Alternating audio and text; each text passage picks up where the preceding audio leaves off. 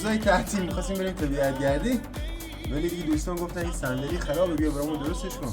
دوست تعطیلی نمیشه دیگه فکر فامیلو بگی نه. ولی صندلی اشعار قطعه شکسته بود دیگه، درسته. از جا جوشش دادیم، بعد دیگه بریم بعدش نصبش کنیم.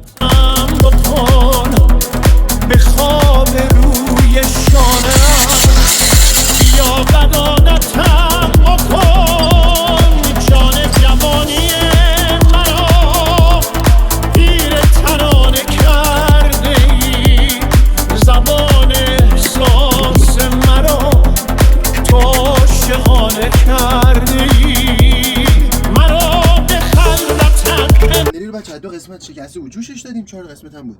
2 قسمت بود 4 قسمت جوش دادیم. از 4 قسمت شکسته و جوش دادیم. الان آوردیم نصبش کنیم تو مینیبوس، خیلی شیک و پاکیزه. الان یه سری هم میگن شما کارت پوست آیتالوی. جوشکاری چیه بچه؟ من لیسانس مهندسی مکانیک سیالات دارم و خیلی بیکار فنی علاقه. در کنار این همیار پزشک پوست و مو هم دانشگاه شهید بهشتی تهرانم مدرکش گرفتیم که الان تو زمینه پوست و مو فعالیت میکنیم. برو بریم.